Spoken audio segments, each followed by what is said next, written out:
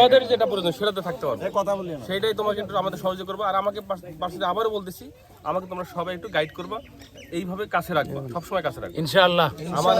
ইনশাআল্লাহ। আমি আবারও বলতেছি, আমার এখন পর্যন্ত লোভ লালসা ভিতরে আসে নাই, এটা আলহামদুলিল্লাহ। সামনে যাতে না আসে সেই বিষয়ে তোমরা গাইড করবা। আমরাও করব দল মত আমার জন্য ভালো থাকো। এই আমাদের পক্ষ থেকে কথা আছে, আমাদের পক্ষ থেকে এক মিনিট একটা কথা বলি। হ্যাঁ বল। আগে তুই সর্বপ্রথম আগে হাসপাতাল আনবি।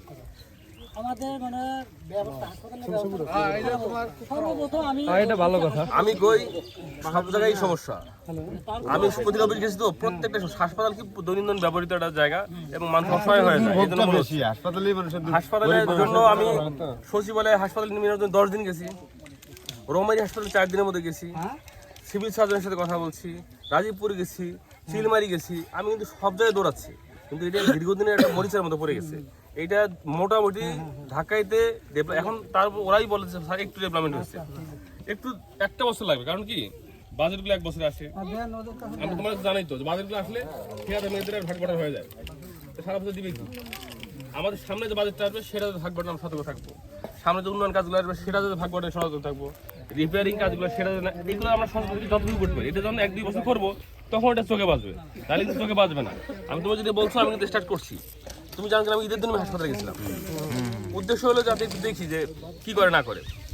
ঠিক আছে, আমাদের পক্ষ থেকে আমাদের কাছে এত ব্যস্ততার সময় দিছে, এই জন্য আমাদের পক্ষ থেকে আমাদের মন থেকে বিশেষ করে আমাদের বন্ধু এমপি হয়েছে, এই সুবাদে আমরা ঈদের পরের দিন সবারই ব্যস্ততা, তার মধ্যে আমরা চলে আসছি কি উদ্দেশ্যে, যে সবার সঙ্গে দেখা হবে। আমার সঙ্গে অনেকে দেখা হয়নি, 10-15 বছর পরে দেখা হলো।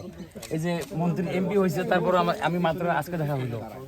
সেজন্য আমাদের পক্ষ থেকে, বন্ধুদের পক্ষ থেকে দোস্ত তোমাকে অনেক ধন্যবাদ। অনেক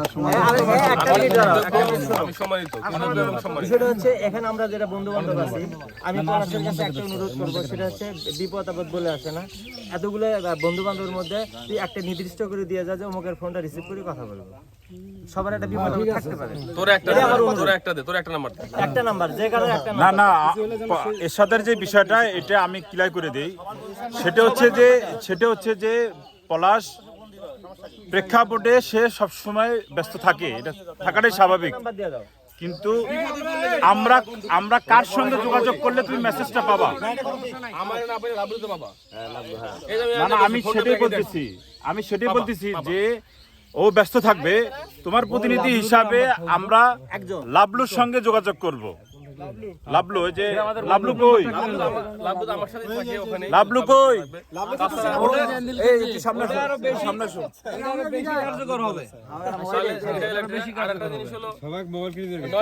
তবে এখানে আরেকটা বিষয় আছে, এখানে আরেকটা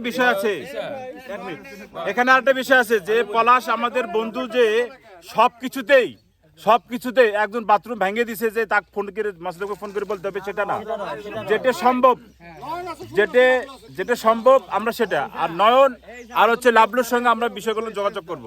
আমি বলি নয়ন হলো এখন না, ইলেকশন আগে থেকে ও টুকটাক সমন্বয়টা করতো, সবাইকে নিয়ে করতো।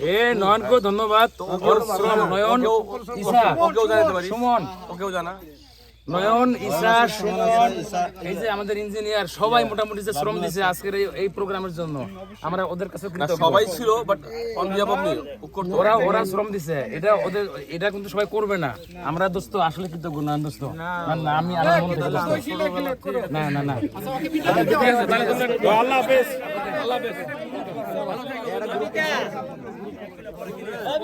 একবার তোলা জানা ছবি একটা।